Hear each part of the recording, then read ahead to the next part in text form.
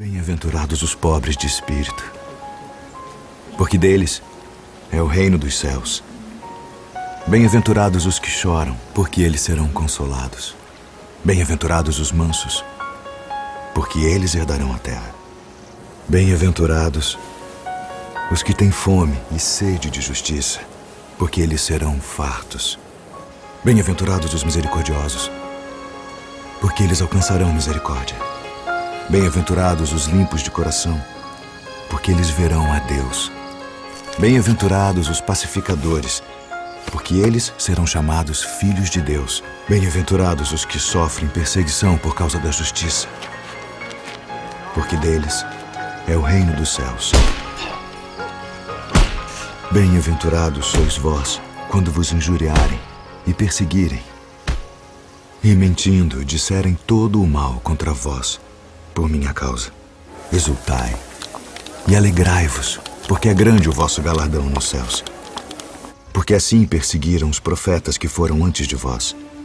Vós sois o sal da terra, e se o sal for insípido, para nada mais presta, senão para se lançar fora e ser pisado pelos homens.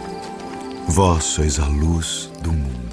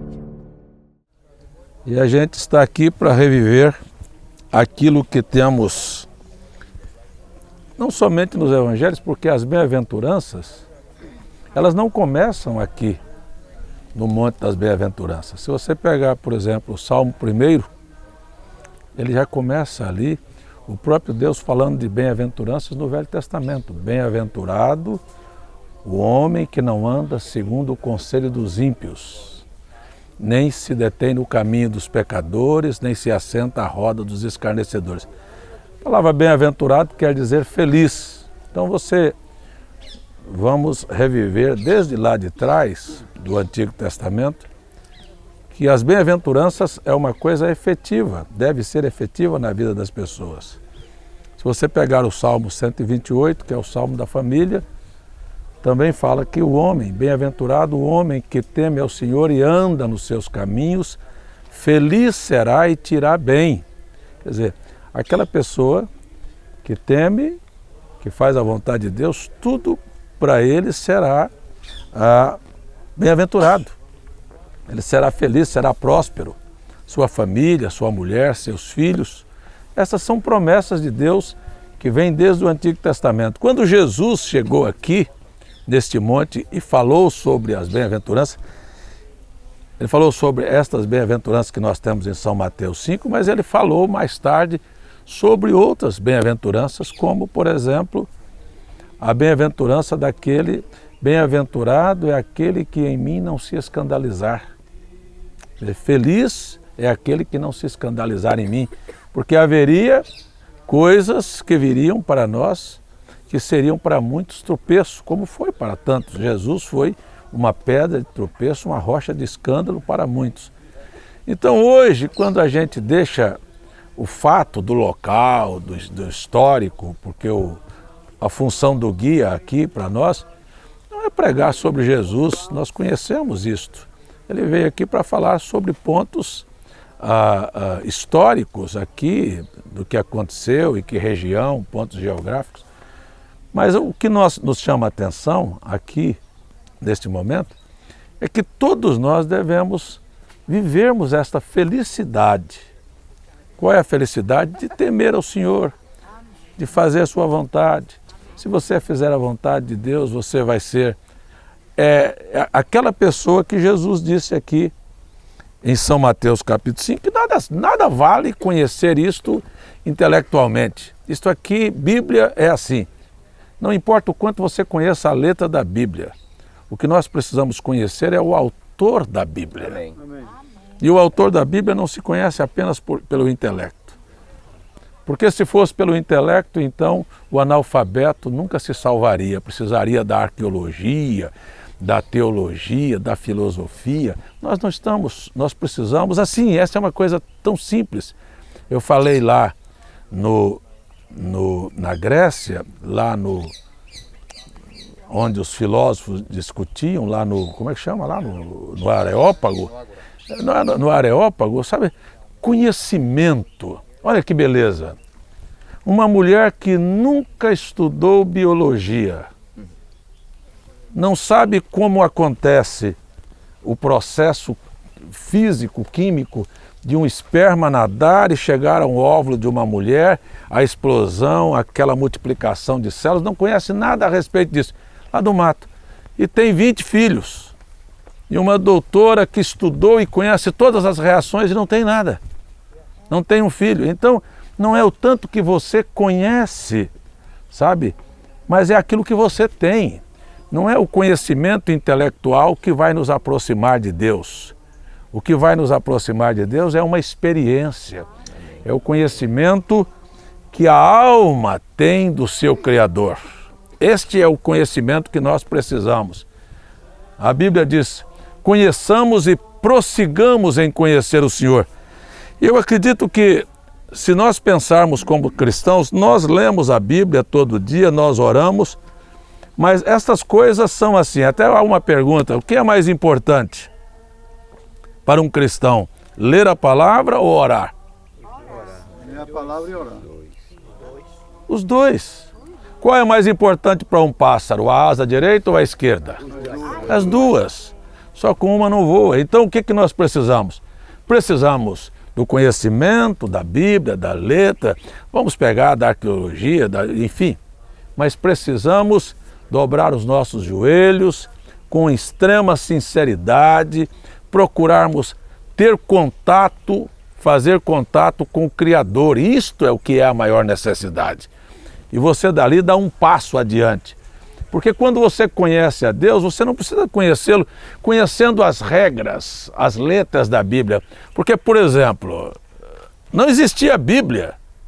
E o José foi expulso, vendido pelos seus irmãos para o Egito. E quando chegou no Egito, não havia nenhuma Bíblia. Mas, no entanto, quando a mulher de Potifar veio para ele para procurá-lo, ele disse: eu não posso pecar contra Deus. Quem é que tinha dito para ele que aquilo era pecado? Então, a experiência, o contato com Deus, você vai ver que a sua experiência, o seu conhecimento de alma com Deus, produz em você. Se você falar uma coisa, ou fizer uma coisa, ou tiver uma ação que não é correta, a sua alma lá dentro acusa. É verdade. Mas se você tiver apenas um conhecimento intelectual, aquilo não vai valer nada. Então eu acho que o importante quando a gente lê São Mateus capítulo 5 é pensar assim: escuta, isto que Jesus falou está em mim? Eu sou parte disto ou eu apenas conheço isto aqui intelectualmente? Vamos só dar uma olhada rápida aqui em São Mateus capítulo 5. Jesus, vendo as multidões, subiu a um monte, assentando. Os seus discípulos se aproximaram dele. Eu vou dizer para vocês assim, com todo respeito, eu estou nem aí se foi aqui, se foi dentro de um barco. Eu quero dizer que as palavras foram faladas. Amém. Eu quero dizer que o ensinamento está aqui para ser praticado. O local, para mim, aqui não está importando. Se foi dentro da água, se foi aqui em cima da montanha. Mateus narrou assim, Lucas narrou de outra maneira ali, falando das barcas. Eu quero dizer para vocês que o importante é que as palavras saíram. Amém. É verdade ou não é verdade? É. Então pronto, ó. Subiu, sentou-se, os seus discípulos se aproximaram dele. Jesus, abrindo a boca, os ensinava, dizendo: bem-aventurados os pobres de espírito, porque deles é o reino dos céus. Pobres de espírito. Quando a gente fala em espírito, fala de quê? Fala de quê quando se fala de espírito? Fala-se de intelectualidade. Espírito é a parte psíquica do homem. E tem muita gente com a cabeça desse tamanho, riquíssimo em conhecimento, mas pobre de espírito. Muita gente rica, muito rica de espírito. Sabe que é aquele que não está procurando raízes das palavras, mas aquele que está procurando viver a palavra. Não é aquele que está procurando uma interpretação para fazer com que a palavra de alguma maneira, se adapte à sua vida. Aquele que quer colocar em prática. O que é que eu tenho que fazer? É esse que Jesus sempre amou. Pode ver que poucos foram os sábios e intelectuais que seguiram Jesus. Até porque é uma das maiores contradições da Bíblia. Você vê Jesus chamando pescadores, Jesus chamando pessoas analfabetas para poder anunciar o seu evangelho. Ele não chamou intelectual. A intelectualidade de Paulo, ele próprio diz: eu a considerei como esterco. Ele jogou fora tudo aquilo que aprendeu e buscou a revelação de Jesus Cristo lá na Arábia. 3 anos e meio lá sozinho com Deus, e Deus então lhe ensinou o evangelho, e ele então podia entender que aquilo que ele aprendeu aos pés de Gamaliel não serviria para ele colocar em prática e trazer a nós o evangelho que nós temos. Então há muita gente rico de espírito, mas longe do reino de Deus. A intelectualidade nunca colocou ninguém perto de Deus. Aliás, o povo de Deus sempre foi um povo simples. Um povo que seja, você vai fazer isso, ele não discute por quê. Ele não pergunta por que eu vou fazer isso. Hoje nós estamos cheios de pessoas querendo entender e querendo razão, porque vivemos hoje num momento em que as pessoas estão cobertas de direitos. É a época do direito dos povos. Então as pessoas querem razão da sua fé. Eu queria saber aqui entre nós, quantos realmente cremos em Cristo? Quantos realmente estamos dispostos a viver seus ensinamentos? Quantos estamos dispostos a abrir mão dos argumentos apresentados pela liderança religiosa e aceitarmos a Bíblia como ela é? Isso é o que nós precisamos. É verdade. Então, ele continua: bem-aventurados que choram. Choram porque serão consolados, mas choram por quê? Choram porque, na verdade, padecem, a alma geme, a alma clama pela verdade. Amém. Não é chorar porque me aconteceu um problema, não é chorar porque... Não, quando nós estamos chorando aqui, a expressão de Jesus, choram porque eles serão consolados, há almas que são sedentas, que são famintas, que, na verdade, elas estão querendo alguma coisa de Deus. Então, estes são os que choram, aqueles que clamam, aqueles que suspiram, aqueles que gemem, sabe, por algo real, por algo verdadeiro. Não é apenas uma lágrima, sabe? Ai, Jesus, eu te amo, e a água desce aqui, quando chega ali, esqueceu tudo, estamos prontos para brigar. Mas a alma que está gemendo. Cristianismo é uma vida diária. Cristianismo é uma vida, não são palavras, é vida, Cristo. Ser cristão, os discípulos chamados pela primeira vez na Antioquia como cristãos, porque a vida deles parecia com a vida de Jesus. E este é o desafio para mim e para você. Será que a minha e a tua vida parece com a vida de Jesus? Será que o que nós praticamos é realmente o que ele pediu que praticássemos? Olha o mundo cristão hoje, estou para falar da igreja, a igreja católica professou ser a igreja primitiva, a igreja primária, a igreja que ostenta. Mas é isto mesmo? Jesus ensinou a matar? Quantos milhões de pessoas a igreja matou? Perseguir? Adulterar? Comercializar a fé? Esse não é o ensinamento de Cristo. Então, quando a gente pensa, será que nós realmente choramos aqui pela nossa salvação? ou até choramos as nossas misérias, os nossos fracassos.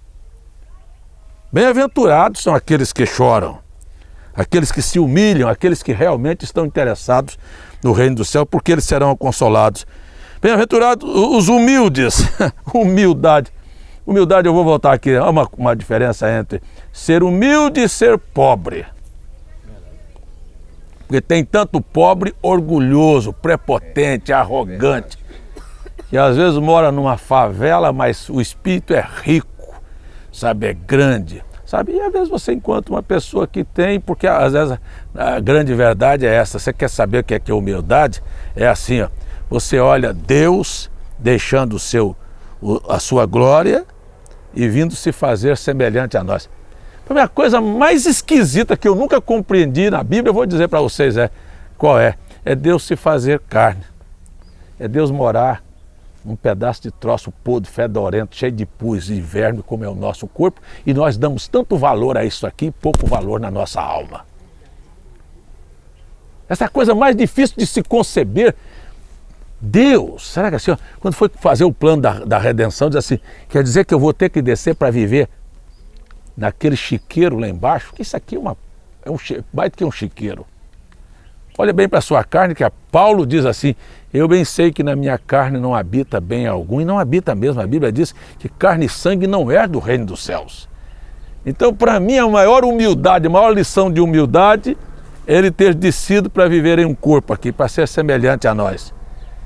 E olha bem para você, que você conhece a você mesmo e sabe muito bem o que é essa sua carne. Todos nós sabemos e não podemos esconder aqui não. Esconder aqui atrás de uma fachada, não, ninguém esconde.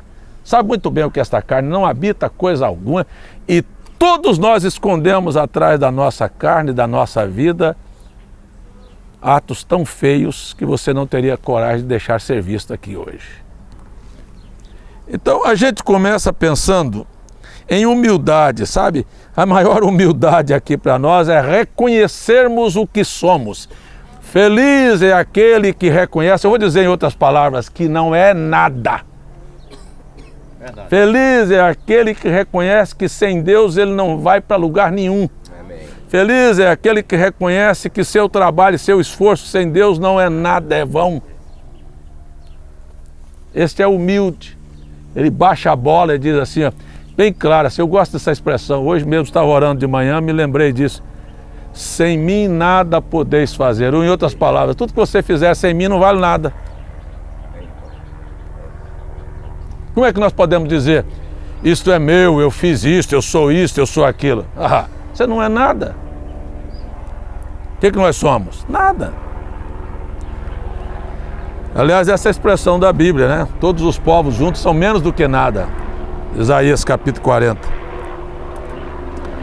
Volto aqui, bem-aventurados que têm fome e sede, não é de pão, não é de água, não é de churrasco, é sede de justiça, porque eles serão fartos. Bem-aventurados os misericordiosos, misericordiosos porque alcançarão misericórdia. Como é que eu posso dizer que sou misericordioso se eu não reconhecer que eu vim da lama? Porque tem uma coisa que eu detesto na vida da religião, é o eu sou, sabe? Eu sou o cara, eu sou crente, eu sou salvo, eu sou escolhido. Mas escuta aqui, presta atenção. Aí você vira para o outro e diz assim, aquele ali está perdido. Quem é que pode dizer que alguém está perdido? Vamos baixar a bola. Misericordioso, sabe? É entender que Deus foi misericordioso conosco, que Deus pode pegar qualquer pessoa, que a nossa mão deve estar estendida a qualquer pessoa, que não há ninguém excluído do plano da redenção. Amém. Sabe? Esse é que entender o que é misericordioso, é entender que a misericórdia está disponível a todos. E que não há, sabe, quem é que possa levantar a mão ou abrir sua boca para dizer que é melhor do que ninguém. Sabe? Aqui cai entre nós aqui, sabe aquela expressão, sabe? Aquela é a semente da serpente. Mas quem é que pode dizer uma coisa dessa, rapaz? Então quer dizer que se olhasse a sua vida pregressa lá, alguém diria para você que você é a semente da serpente? Ou podíamos dizer que Paulo era a semente da serpente porque estava matando e perseguindo e fazendo os cristãos blasfemarem? No entanto, eram escolhidos. Então, como a gente não conhece, vamos fazer assim, ó.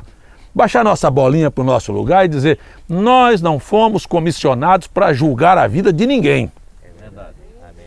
É verdade. Nós fomos comissionados para oferecer misericórdia para a vida das pessoas. Para todos. A mão deve estar, o braço deve estar estendido para alcançar a todos. Esta é a função do Evangelho.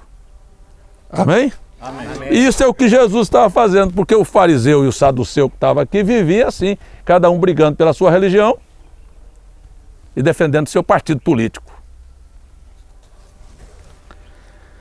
Mas vamos seguir aqui um pouquinho, só mais isso aqui para a gente ir embora, gente, sabe? Bem-aventurados os limpos de coração, porque eles verão a Deus. Vamos parar um pouquinho aqui. Vamos parar um pouquinho aqui. Se você quiser ir para casa, se você quiser voltar para o Brasil, tudo bem. Mas vamos parar um pouquinho aqui. Quantos de nós estamos aqui que queremos voltar para casa realmente com o coração limpo? Amém. Porque não vai adiantar. Eu li aqui, ó. Bem-aventurados limpos de coração. Escuta, eu quero ter coração limpo. Pensar bem, viver bem, agir bem, ser sincero, sabe? Ei, não ter dentro do coração maquinar dentro do coração nenhum mal, não ter dentro aqui do coração nenhum desejo espúrio, escondido. Será que nós queremos ter coração limpo? Sem mentira, sem roubo, sem adultério, sem flerte. Será que nós queremos ter o coração limpo? Sem trapaça, sem hipocrisia? Porque fora disso, nós estamos longe. Nós vamos conhecer Bíblia, sabe, citar a Bíblia, citar a bem-aventurança aqui de trás para frente, sem realmente ter valor na nossa vida. É verdade. Então para um pouquinho, escuta você, assim, ó, esqueça a vida do seu vizinho, pense em você. Será que eu sou limpo de coração? Porque só os limpos de coração verão a Deus.